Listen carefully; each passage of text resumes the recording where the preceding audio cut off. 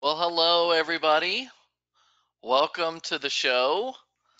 It is our weekly live webinar, and today's topic is Eddy's leftovers. And you may be wondering what this title is all about. And I can tell you that we will be explaining that all to you. My name is Joel Adkins. I'm in the professional learning and coaching team as the online learning manager. That's a new title for me. And I am joined with my colleague and friend, Miss Paige Parker. You want to say hi, Paige? Hello. And we are going to be covering a little bit of what we call the leftovers of trainings that we have been doing for the past few weeks.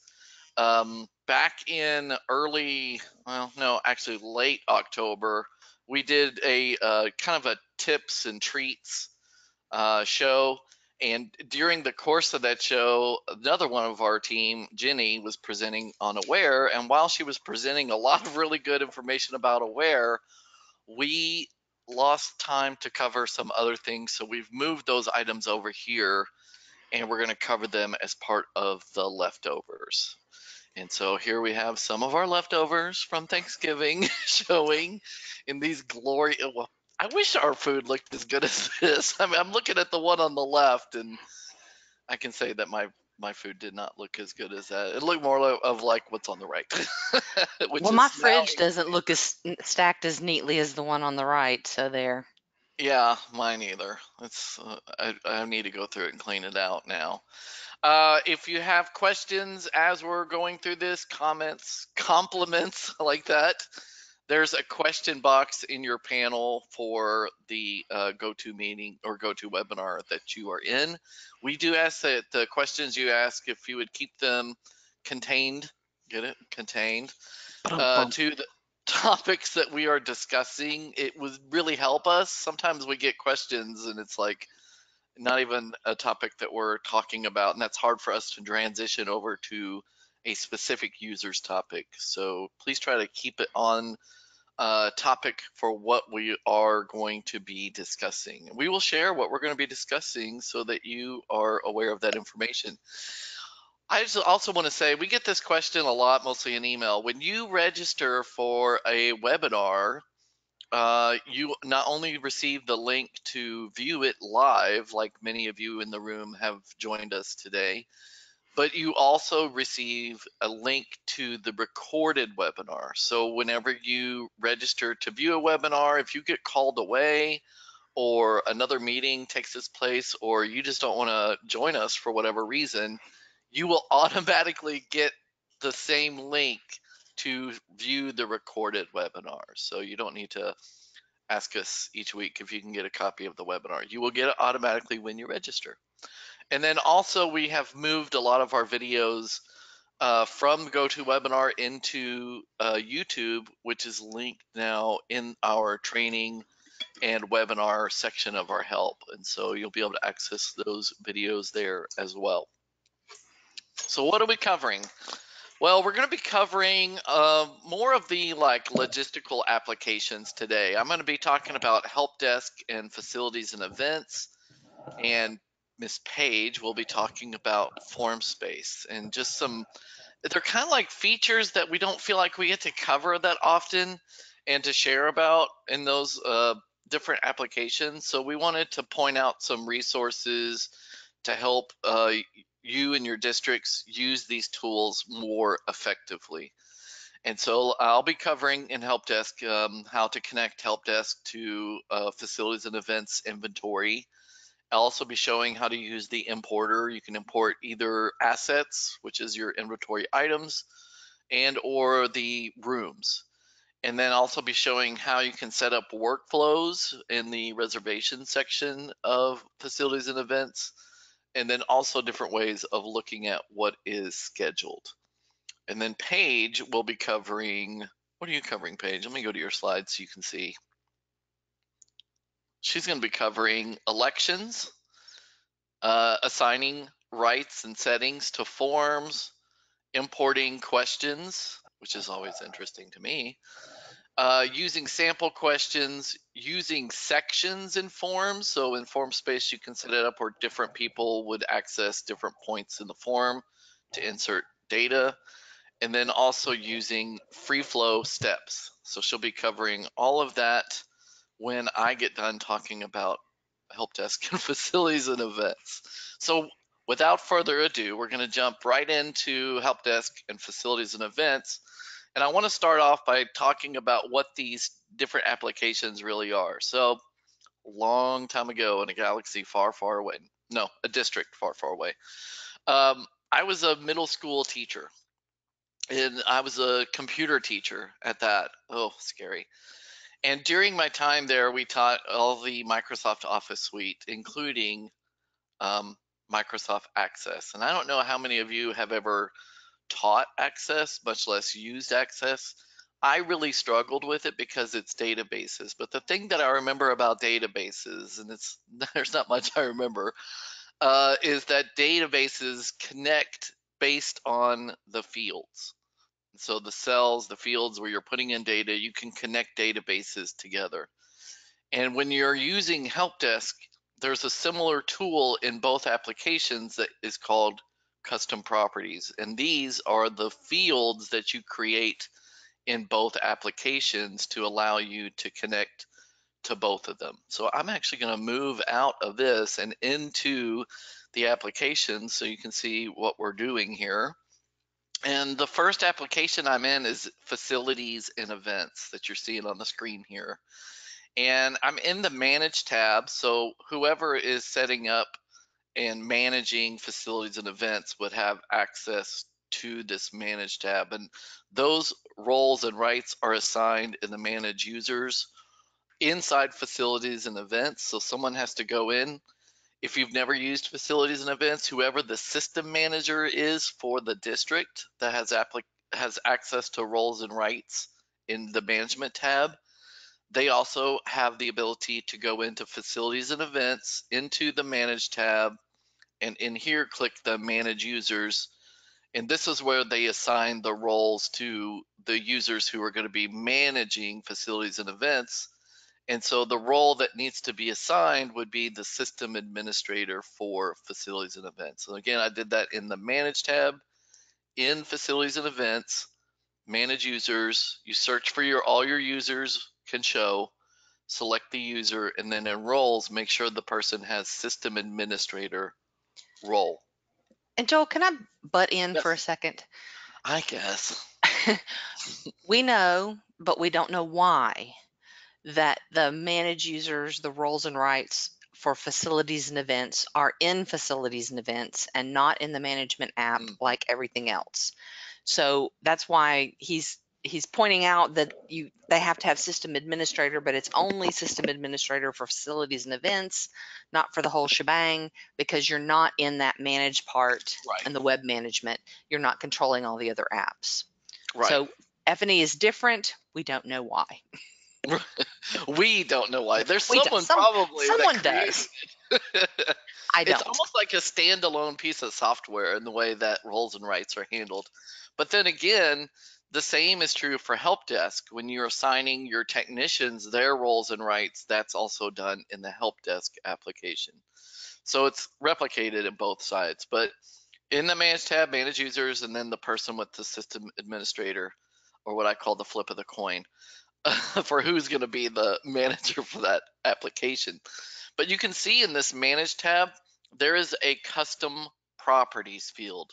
And so this is part of building your inventory structure in facilities and events, which I always think should be called facilities inventory and events, because inventory is such a big part of it, where you can actually put in the different rooms and buildings that belong to your campus or district.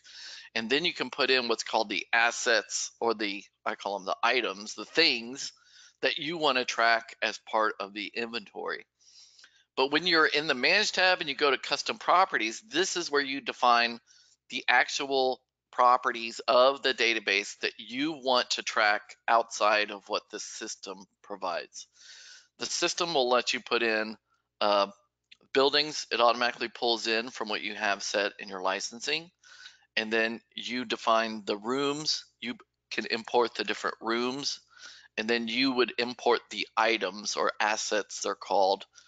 And then for every asset, you can define new properties that you want to track. So I always say, inventory is only as good as it is current.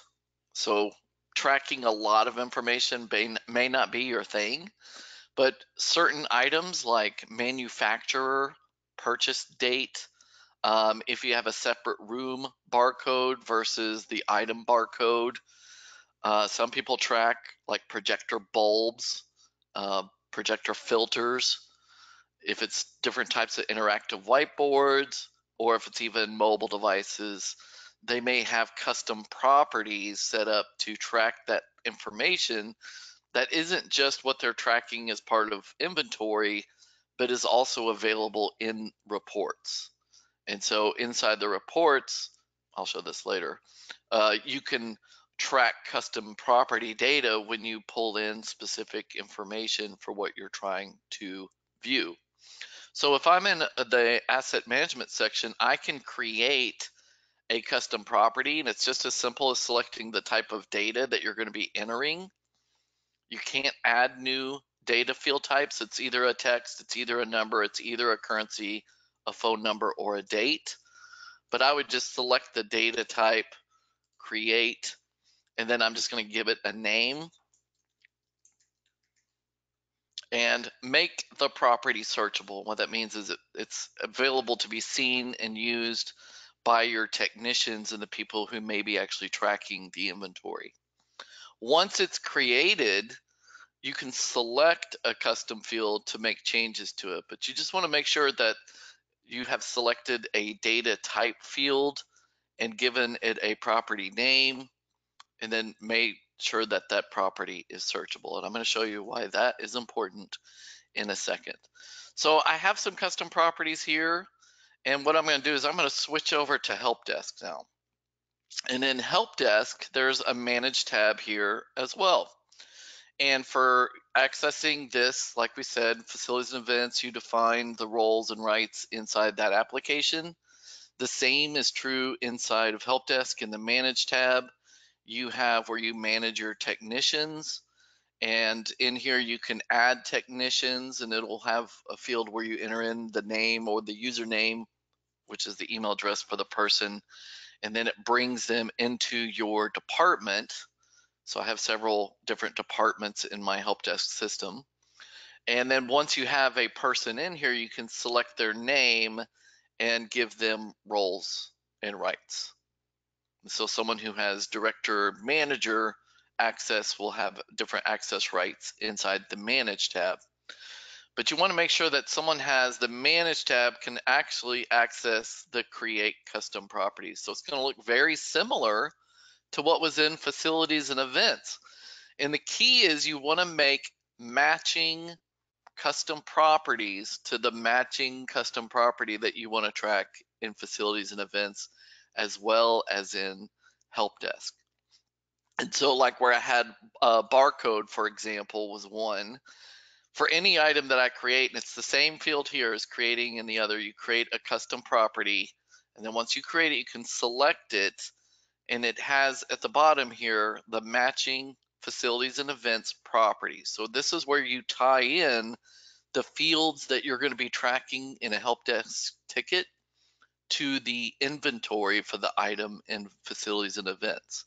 And that's really what it's doing, is it's connecting those two databases to talk to each other about items that you may have reserved for people, where they're able to insert tickets for those specific items that's tracked in the inventory tab for what it is that you're tracking in both systems.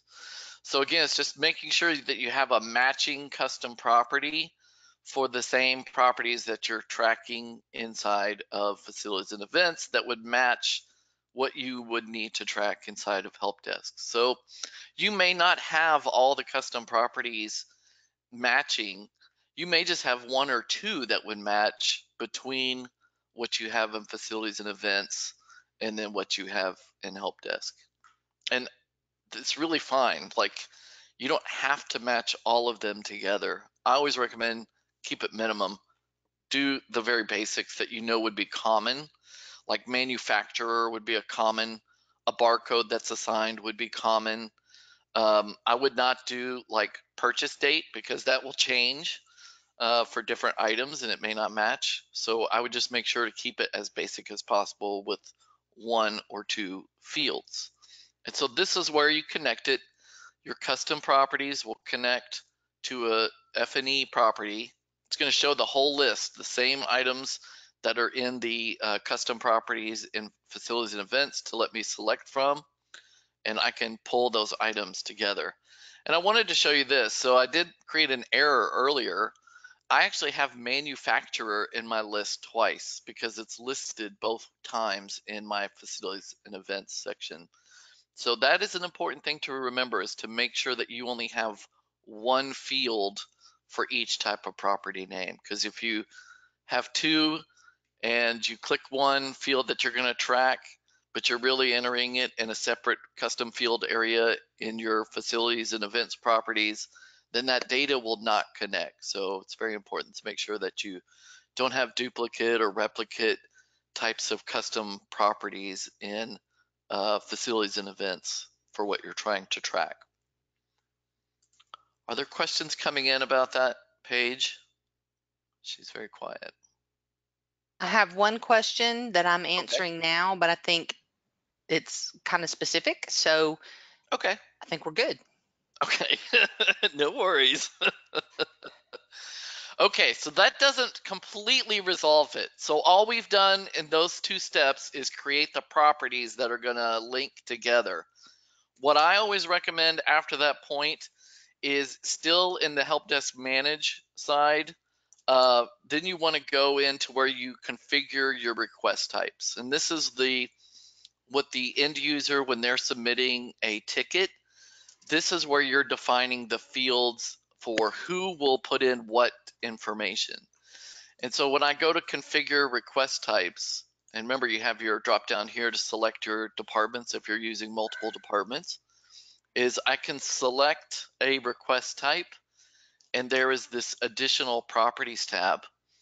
And the additional properties, it's going to start showing the list of your custom properties that you've put into your help desk side. And this is where you define who puts in the information. So most of the time the default is do not use, which means it will not show as a field in the form for submitting a ticket. It's just a field that you're not tracking for that particular item. Then you can say, I would like a requester to fill in that particular field, or I want the technician to fill in that particular field. Or you can do what's called optional, which means either one of them can fill in that field, and that's up to you. So for each one of these, you would need to decide who is going to complete that information. So for like manufacturer, that may not be something that I would have a requester complete, because I think of most of my teachers and think, I don't think they would know how to find that. Or I could make that optional where either one could fill it out. Same for barcode. Sometimes even if you put a bright, shiny sticker on something with a number on it, it's not necessarily true that they'll know to look at that number, even if you put the word barcode on the same tag, as I have had experience doing. So you may have the technician fill out that information if it's tied to that particular ticket. But for whatever it is that you're trying to track in the databases between help desk and facilities and events, you do need to select that field and who is going to complete that information, so that that's what's really connecting the two applications together. So I'm going to save that. And you can do that for every one of your request types. It's in additional properties. So like here's a one for software. And right now I have where no field is available to be selected. So if I had staff go in to create a ticket and they're saying they're having trouble with software, it's going to ask them what campus are you at and what room number, and that's it. Or it'll have the little description box. What's the problem? So these are additional fields that can be attached, and then deciding who is going to fill out what information. So that is how those two will connect. And once you have all of those things together, what happens is inside facilities and events, let me go back to my rooms over here. When I do go to my inventory and I'm starting to collect information between the two, and for those of you that have used facilities and events before, when I go to any type of item, I just double clicked on an item that I'm tracking in the system. I have these tabs. You're mostly used to seeing general, finance, additional properties. So here's a custom property that we're tracking, reservations, and assignments. Those are the 4 that usually show up. But when you start connecting facilities and events to help desk, any tickets, and right now I haven't submitted any tickets for this item, but any tickets that are submitted for that particular item tied to the barcode that's tracked in help desk and facilities and events will show the history to the technician and the inventory manager for that room. It kind of creates a history of support that may have been happening in help desk to track those tickets in the system. And so it provides that type of conversation point about how that particular item is needing support in help desk that's being tracked in the inventory itself. And so that's going to be a good thing. It's a little, like I said, it's a little bit of work connecting the two, but once you have that and you're putting in tickets, that history will start showing for the items assigned to particular rooms. Great for if you're using facilities and events to track your Chromebooks, so that you can keep a history, especially if you're buying different models and you're noticing that a certain model is starting to have more issues than other models. You can actually do the research to see if that particular model, how many tickets came out from the system based on the type of data that is being collected in help desk. In the reports, if you're familiar again with using facilities and events, one of the reports that's most often used is the asset export, which allows you to customize the type of fields that you want to pull for extracting data. And so your custom properties, those very properties that you defined and connected to help desk, are in here to where you can drag those items over to create the report to pull that data into the system. And so it's just another way to get the type of information you need from the different types of reports that we have available, and to better track the data that you're getting in both systems. That's a lot. I really could do like a whole webinar just on the inventory system of facilities and events, because there's so much that can be done with it, and especially reports. There's some really good reports. We've never really covered this one, which is a program evaluation report that allows you to do surveys based on the items that you're using in facilities and events, where the survey actually goes only to the people who have actually checked out an item or reserved a room. So just a lot of information that's available in here. Again, Eddy's leftovers. We're trying to cover and cram as much into our little our containers as possible. Have there been questions on what I've shown? Or Paige, are you answering them? There have not been. Our only thing right now is a request for an entire webinar on F&E. Okay. We're going to be planning webinars for the Yes. spring, so we'll keep that in mind. We will. We do need to do more of these, because there's so much that can be done, and I feel like Paige and I are the ones who do the like facilities and Formspace and help desk, and we get to do those, and we feel like, oh, aware people, man, they always want something. So we get lost in the shuffle behind all the aware things that are happening. Okay, so I want to move on. I want to show the import. We get a lot of questions about how do I easily just upload all of my rooms, or maybe I have another system where I have all my assets already and I just want to do quick and easy upload everything into the system. And it's not so easy because you're dealing with databases again, and databases have a fragility about them that requires data be so exact and so complete that if it's not done correctly, it errors out on you and it causes problems and headaches. But I want to show the easy way to do importing. And so again, in the Manage tab, there is under Asset Management, the Import Assets. And I want to show you this. This is my screen where it's got these little red flags, means there was an error in uploading. But if I go to History, I do have green ones that indicate that in some point in my career doing this, we have actually uploaded with success. Hopefully more than this history of red flags. So when you are in the importer, it's a wizard that will walk you through the setup. And I am going to just do, I'm going to say I'm going to start a new import, and I have a file, and I'm going to show you the file, what it looks like. Let's do rooms first, because I like to create the rooms first, because those are the containers for the assets. And I'm just going to click upload. And when I click upload, it gives me all of these flags that are like, oh goodness, Joel, you have really kind of messed this up. But it's really part of the wizard to show me this because I have to define what it is that I'm uploading. So I was uploading rooms, and I want to show you what that spreadsheet looks like. So when I create this initial spreadsheet, I have a header called campus. This is tied to the name of the schools that you have in system management. It's got to be named the exact same as each school that you have in your system. So for every school, I have a title of the room, and that's not necessarily the room number. The room number may be the fire map room number that's on every fire map, but it may not be the descriptor for the room. So I have a title of the room, and then I have a column called room number.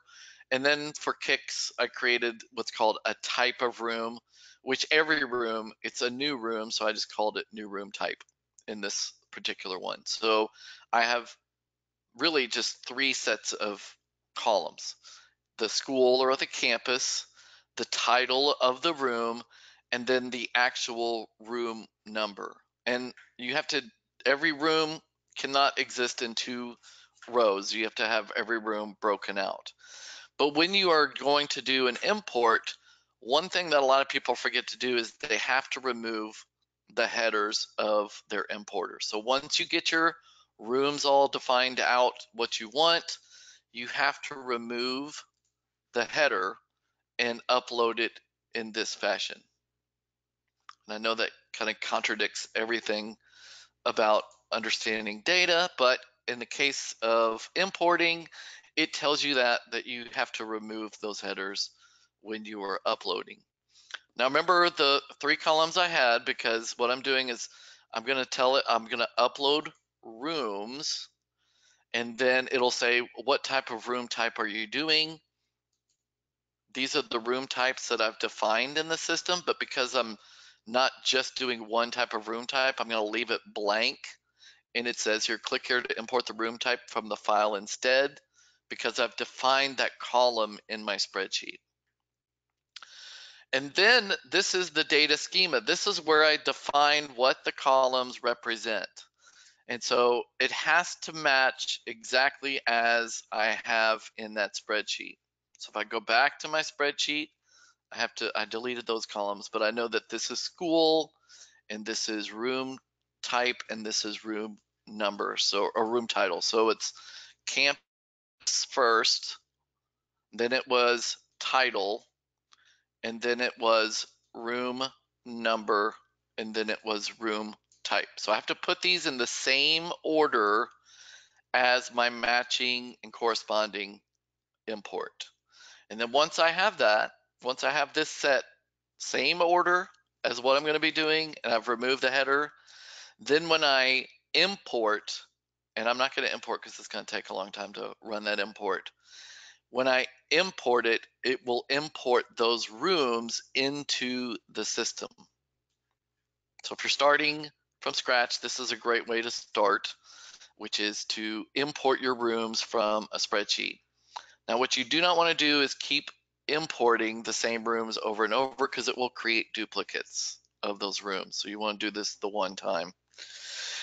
And Paige and I have a lot of experience looking at importers. So if you're trying this and you're worried, you can email us at training@eduphoria.net, and you can tell us, hey, I'm going to be doing that importer.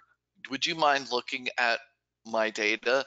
And we would be happy to, like, because we've done it so many times and we know what to look for and we know how to help. So you can let us know and we can help you with that.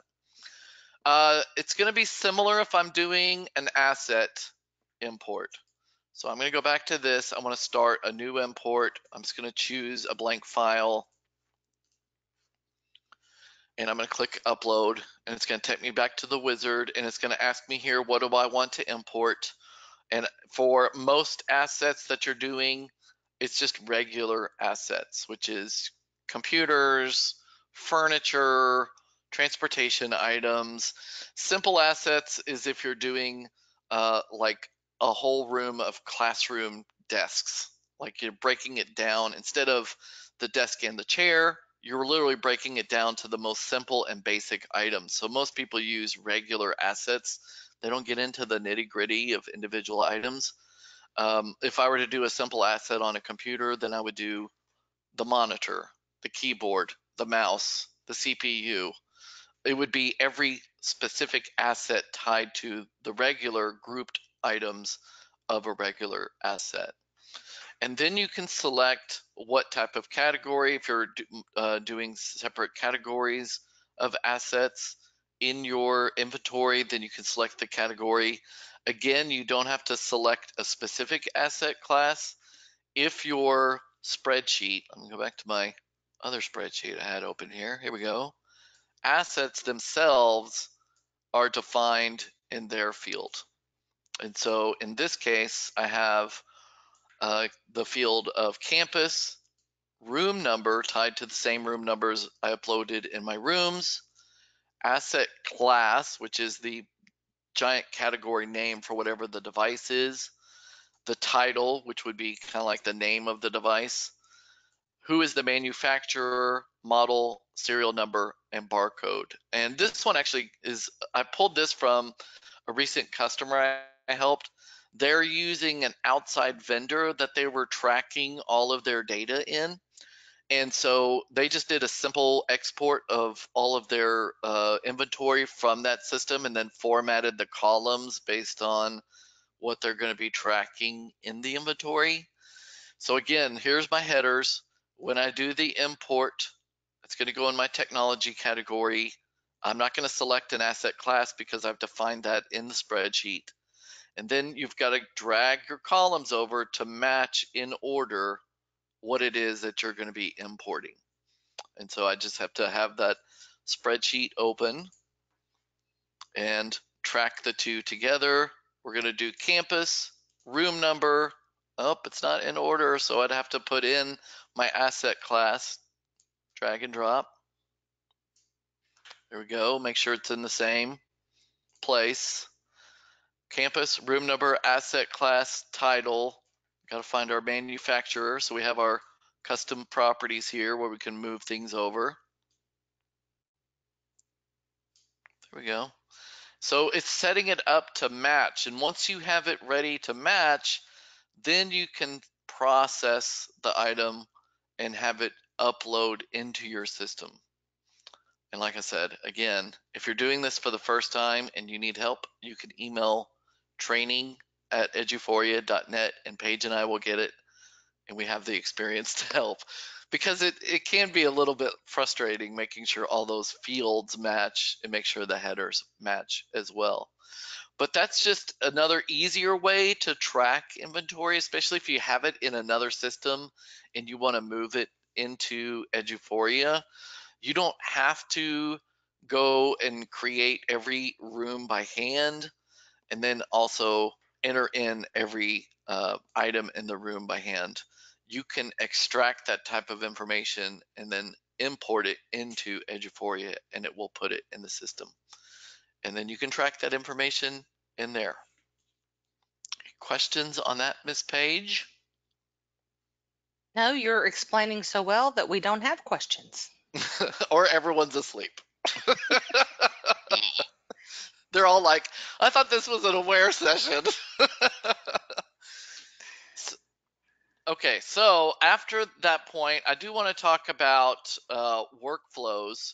So part of the outside of the inventory side of Eduphoria, when you're in this inventory tab and you do have all your different rooms that are created or specific items, you can create what's called the reservation workflow for either a container of items or each individual item. And the reason I want to break it out that way is because we use the term rooms to describe the containers for things that you're tracking inventory. When I was using facilities and events in my districts, I used this for managing like mobile carts. It wasn't necessarily a room, but it was an item or a place where I could store multiple things that could be checked out. And so this is one way to manage something that's checked out in group, in mass. But it's also for reserving like computer labs, gyms, library spaces, multimedia rooms.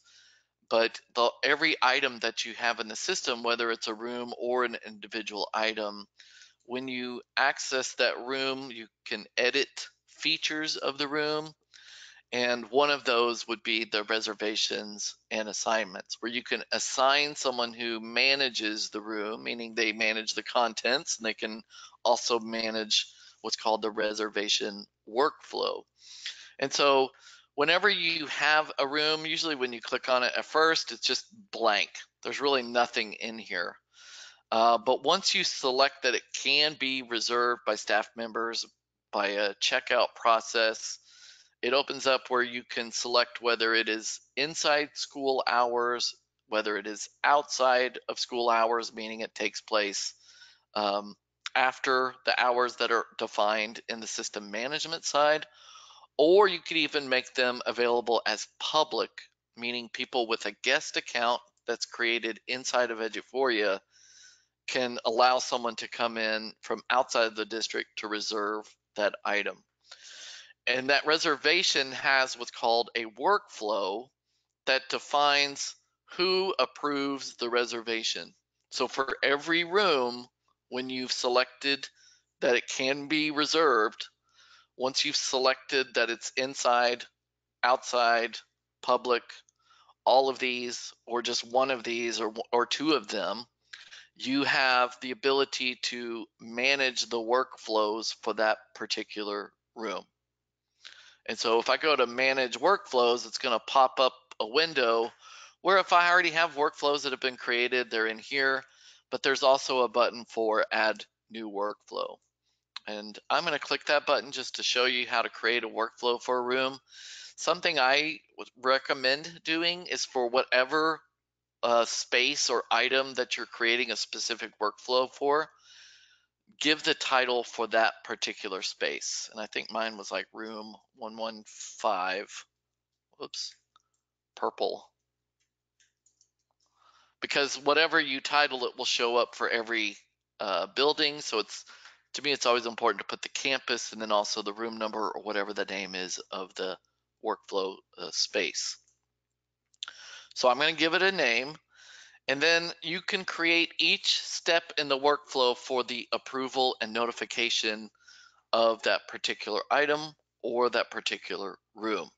So approval step means whoever receives that portion of the reservation, they either approve it or they deny it. Either the step is, okay, you can use this, or no, you cannot use this. The other step is called notification, which all it does is send them an email notification that someone has requested the use of that item or that room. There's no approval step. It's just you're notified someone has made the request, and you'll receive the contents of the request as part of that notification.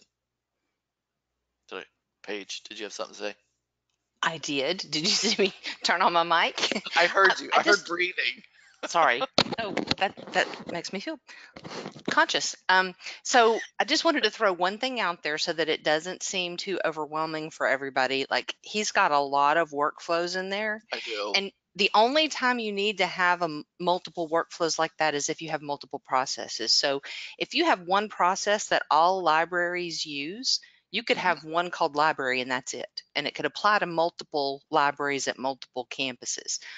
If you have one process that you use for all classrooms, you could have one workflow called classroom. So you don't have to have a workflow to match every single room.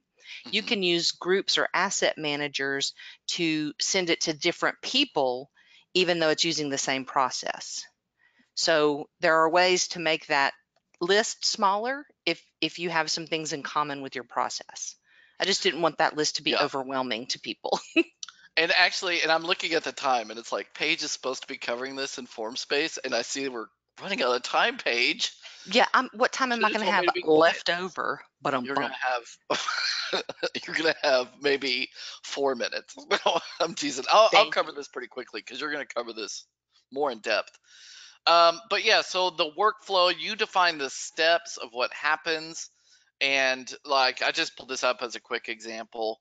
For each step that you add, whenever you have pulled in that step, you can search for a particular staff member and select them. You can select a group, which pulls in what's in system management of your system groups and your custom groups that are defined in system management.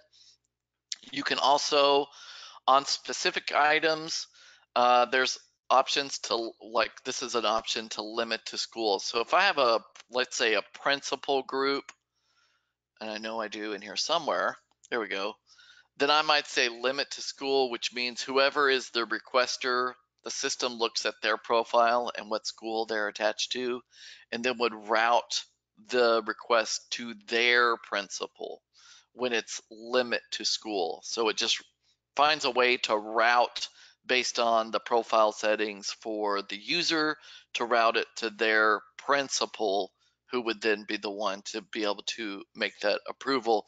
And that way you don't have to create an approval step that is each individual principal. It would just be the group of principals, but auto route to that person. And then if it is an approval step, and let's say this person approves it, it would flow through the rest of the notifications. But if this person denies it, that stops the flow. There's no need to notify these people that someone made a request that was denied. So it only will continue a flow if the approval step has happened. And you can have multiple approval steps throughout the flow. I saw someone the other day that had um, an approval step and then a notification to someone, an approval step, and then a notification back to that same person, and then an approval step, and then another notification back to that same person because they wanted that person to be notified across the entire process to be able to track how the approval was going for that particular facility. So setting this up again, I hope Paige has time. In facilities, I mean, in Formspace, there's another step that she can go over in there, but the workflow lets you customize the reservation process for every item or every room available for district use and reservation. And it can be separate from what you have in your inventory. You may be tracking the inventory for technology items, but not checking them out or tracking for reservations. You may just use reservations only for athletics or for just your administration or professional development building. And that's fine. You can still define that workflow for what it is that you're needing people to complete in the form.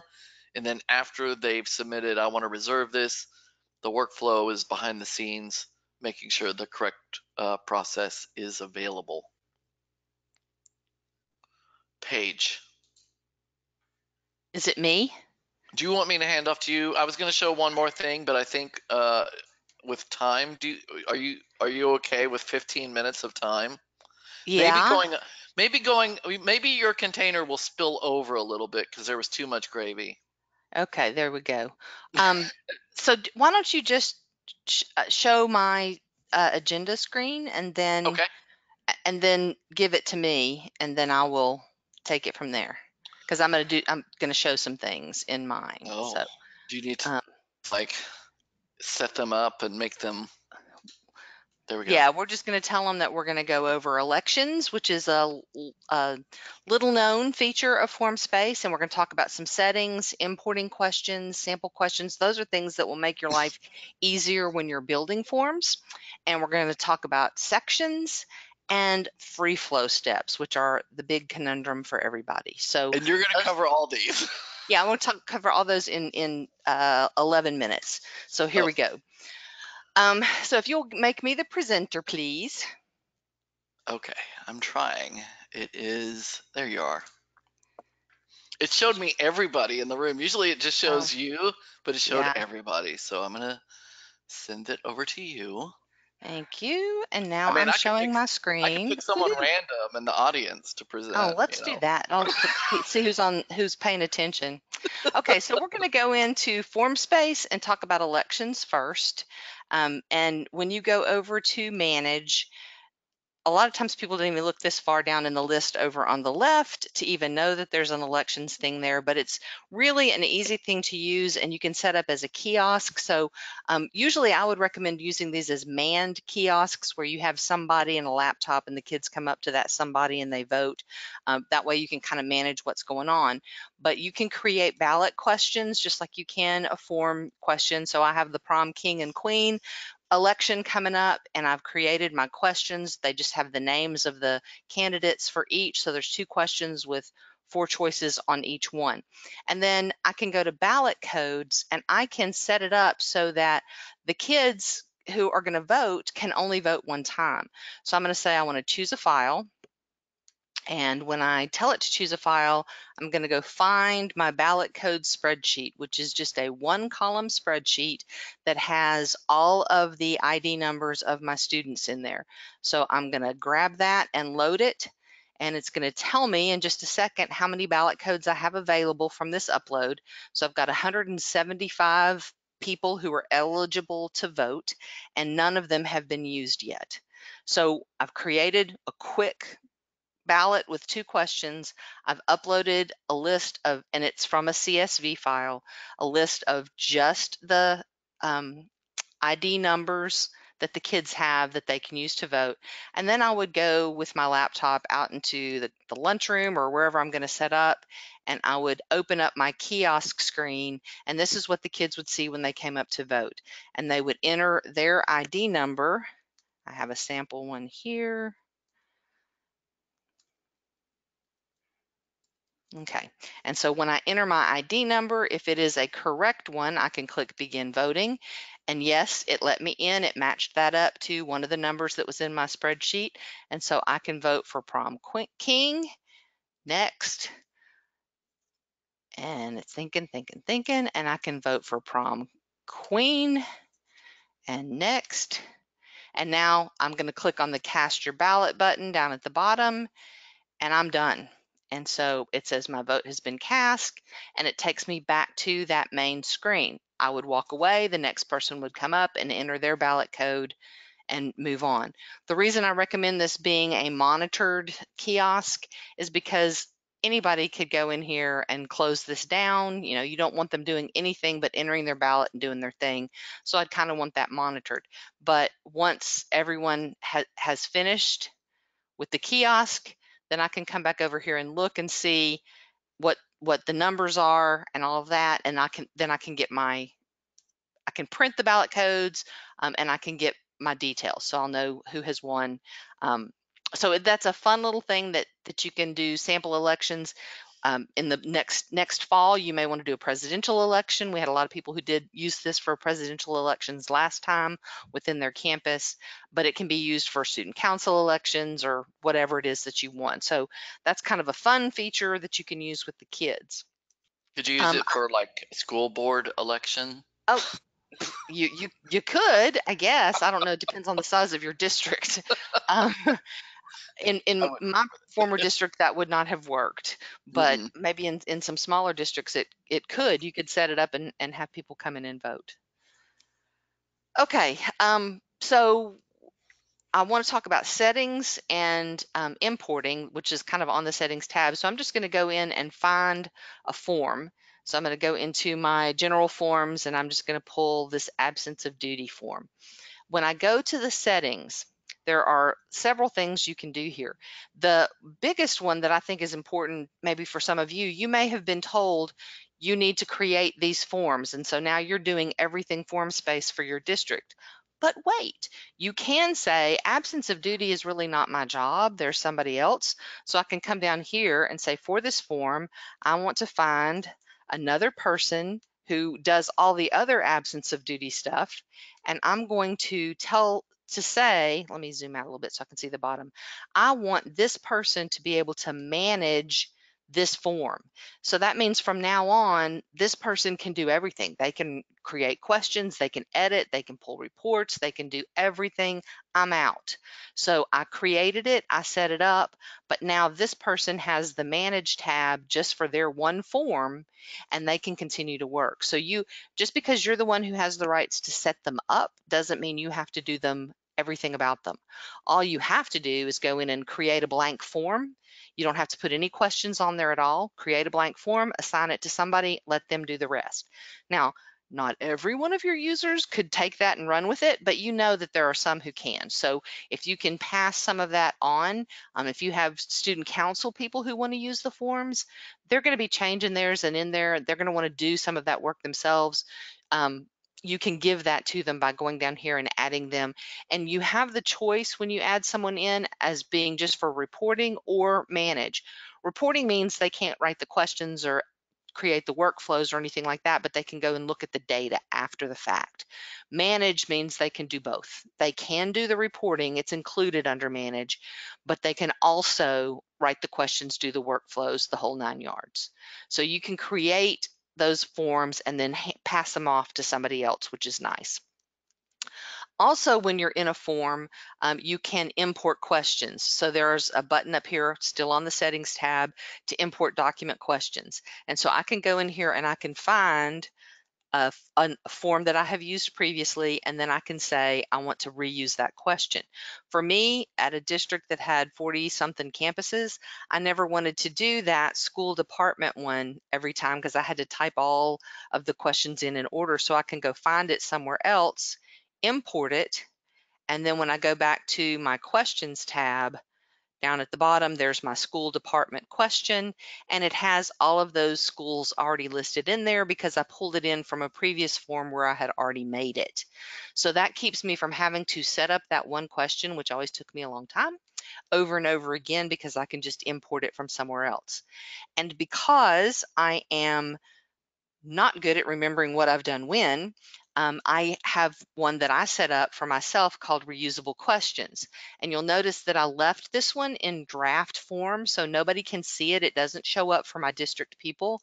But on this reusable questions form is where I build those questions that I know I'm going to be using over and over again, that have those long lists that I don't ever want to have to do. And so when I go to the settings tab and import questions, I'm always going to go look for the reusable form questions. Okay, why didn't it pop up? There we go. I think it's because you're in the form. Oh, it's because I'm in that form. Durr. So I would import from the reusable into whatever form that I'm in, and I know where to find them because I made a special one just for that. And then I also wanted to talk about sections. So I'm going to go into, I think I have sections in this one. If I go over to a form and I go into my questions, I can move things around, but maybe I have one section that I want the user to fill out, and then I have another section that I want somebody else to fill out. That's not one. Maybe this one has a section. So down at the bottom, yeah, I have from here down, I want them to be answered by HR. So if I want to do that, when I go to my workflow, I need to create some sections. And so I'm going to come up here where it says workflow sections, and without any sections, this is the one thing that I think is confusing. Section 0 is the requester. So everything is going to be set to the requester if you don't add any sections. So requester is always section 0. Then I have 2 questions that I want to go to somebody else. So I have to have a section 1, and then I have to assign those 2 questions to the section 1 person. And then I have some more questions that go to a third person. And so I have section 3 or section 2, which goes to that third person. So remember, the requester is section 0. Section 1 is my first person besides the requester. Section 2 is my second person besides the requester. So I can set that up, and maybe like 1 is somebody on the at the front office in HR, and then 2 is a director type person. So you can figure that out how you want to do that. I just have to set up my sections and assign them here. Then when I go into the workflow, and it told me there that I have to publish it in order for those changes to show up. So I always want to publish in order to get my workflow sections to operate for me. So then when I go into the workflow and I'm looking at one of my steps, you'll notice down here when I click on any of my steps, it's going to say, who's doing this one? So my section 2 person is doing this first step. My section 1 person is going second. That just doesn't really matter what order they get approved in. It's just what order they were in on the form. So all of those questions that were done by the requester, they don't show up here. They're not part of an approval thing. So I only see sections 1 and 2 in there because those are the only things that require approval. But these are going to be different people that I've selected. So in section 1, I have selected a group that I called paraprofessionals. It's a system group that's based on their profiles.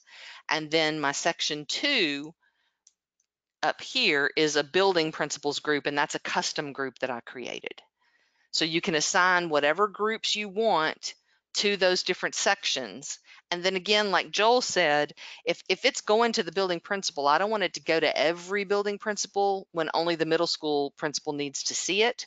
So in order to make it just go to the right person, I'm going to check this box that says limit to school. And that way only the building principal attached to the person requesting the form will see that for approval.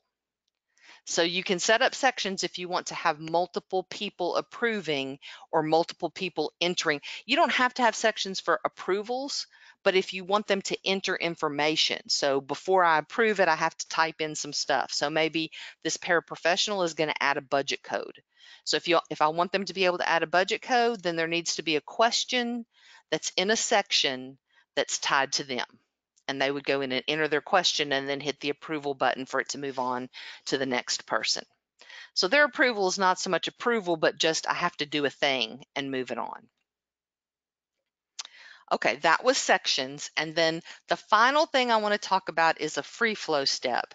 And that's the third option that you have here. And a free flow step is sort of our answer to, we don't have if-then logic. So if I wanted, let's say I'm going to move my free flow step up to the top. The first thing that I want to happen is if the form is about science, I want it to go to the science coordinator. If it's about math, I want it to go to the math coordinator. We don't have a process built in that can say, if this field says that, this field says math, then send it to this person. If this field says, we don't have a way to do that. So the free flow step lets you put in a person as a gatekeeper. So I would go down here and say all of the forms, no matter what, they're always going to go to Milo. And then when Milo gets them, because it's a free flow step, Milo's going to look at the form, say, this is math, and then physically type in the email address of the math coordinator. And then it would go to them for approval and then come back to the building principal as the second person. So maybe I want to do that backwards. Maybe the building principal says yes first, then it goes to Milo. Milo sends it to the math person. When the math person clicks, they have two buttons in their email that they get. They click approve and then they click continue workflow. And when they click continue workflow, it jumps down to the next person after Milo.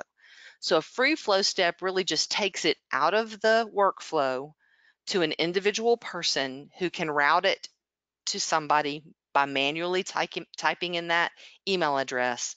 And then when they finish and click continue workflow, it jumps back in to this next step. So it just kind of pauses between steps 1 and step 3 to go out to somebody else. But that somebody else has to be manually entered. So you have to have a person that's going to be the gatekeeper, look at them all, send them to the right people. Okay, that's as fast as I could do it. And I hope I stayed within my time. Joel, do we have You any did. questions that I need to answer? I don't see any questions that came in, but I mean, you covered y'all. I mean, she deserves applause for that. Like, I talked for 40 minutes and she did it all of hers in like 15 perfectly. Short and sweet. There you go. Again, Formspace is one that, if you're using it and you're all in all the time, it's not difficult to use at all. But the first form you set up sometimes is, sometimes not as clear as you think it needs to be. So please feel free to send emails to training@eduphoria.net, and Joel and I would be happy to help you get your first form going. I always try to compare it to that first PowerPoint you ever did. The first one probably took 8 hours, and now you can throw one down in about 7 minutes. The same is true with Formspace. The first one's going to take you the longest amount of time until you learn how it thinks and how it works, but it's got tons of functionality. And so if there's anything we can do to help you get set up, let us know. Cool. Okay, I'm going to go back to, if I can find it, my screen and talk about our last couple of things, upcoming events. Right now, we don't have any ESC or roadshows scheduled. We have a couple that will be coming up in the spring, and we're going to get those dates determined soon, and we'll be advertising that information. We do want you to think about the difference between the roadshow and the user conferences. They are both great opportunities, but they are a little bit different. The ESC conferences are a lot about networking. They're shorter sessions. They're more about showing you ideas than they are about in-depth learning, whereas the training roadshow is more hands-on and in-depth. The sessions are 3 hours in length, and so it is more of a deep dive into the applications where you get more experience. So both great opportunities. It depends on what you're needing at that time. And a lot of people think, okay, I went to the ESC conference. Now I know what I want to know, and now I want to go to the roadshow. So that may be a way to look at it, is you learn what you want to learn at the ESC conference, and then you get more in-depth at the roadshow. We also offer tailored training for your team. So if you have a specific need, let us know. If you want on-site training, we can get you a quote.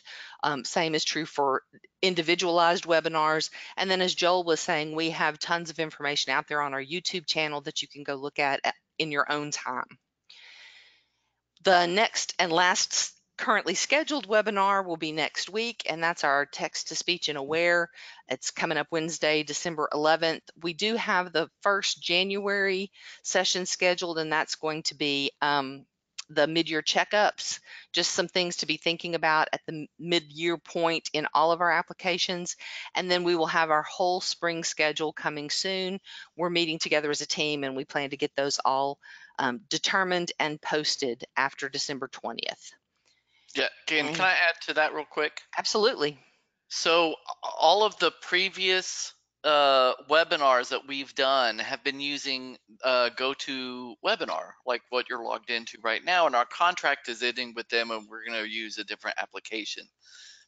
Because of that, we've had to move all of our archived webinars. And if you go to help in the applications, there's the container for training and webinars. I've already moved all of the previous webinars into YouTube, so they're available there. If you have emails where you're holding on to previously recorded webinars, those links won't work after December 31st because, again, our provider, we're going away from our provider, so those links will not work. But you'll be able to find all of the archive videos in uh, the same articles as before. They're just now links to YouTube. And being on YouTube, you know, there's a little more freedom for you there. You can link to our videos, and you can also embed our videos if you're using your own type of training tool and you want to link to our Wednesday webinars. So just letting you know they're there, not in your saved emails anymore. I think of all those emails that go out and say, here's the link to the recorded webinar or whatever you might have missed.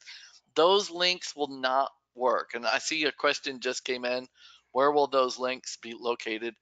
If you go to help in our applications, in any of our applications, there's a folder on the help screen. Oh, look at this. There's a demo. Click on help. It'll take you to help, and there's training and webinars. There you go. And then where it says past strive, past aware, past forethought, even past Formspace, every page has a link. Each one of these is a link to the webinar. I pulled the most recent ones. I didn't pull the ones from like old versions of Aware and Strive, but where it's embedded on the screen, even like that's a good example there. So that webinar screen that's embedded on the right is a button. Do you see that page above your head on the right? One more. That's the link to the playlist, and if you click on that, boop, it's going to show you all the videos in that playlist for that topic. So it makes it easy right there to view, or you can view by the links on the bottom. And so I just want to make sure you all knew that information. Make sure you share that information, especially if you have shared links to previous webinars. Tell those people those links aren't going to work anymore. Okay, thank you, Paige. Glad you said that. And hopefully all of you guys, because you're participating in webinars, are already receiving our updates. But if you're not getting those emails from us, go to eduphoria.net, go to the news tab or hit /news at the end. And on the right-hand side, if you scroll down a little bit, you'll see a link to sign up. If we have any final questions, Joel, I'm not looking at that screen, if you'll holler out. I don't see any questions. I've just seen some applause going your way for your easy explanations. Awesome. Thank you. And so Eddy is going to bid you adieu and say thanks for joining us, and we will see you after the Christmas break. I hope you have a smooth last couple of weeks in the semester. Yes. And a wonderful holiday. Thank you, everyone. Thank you. Bye-bye.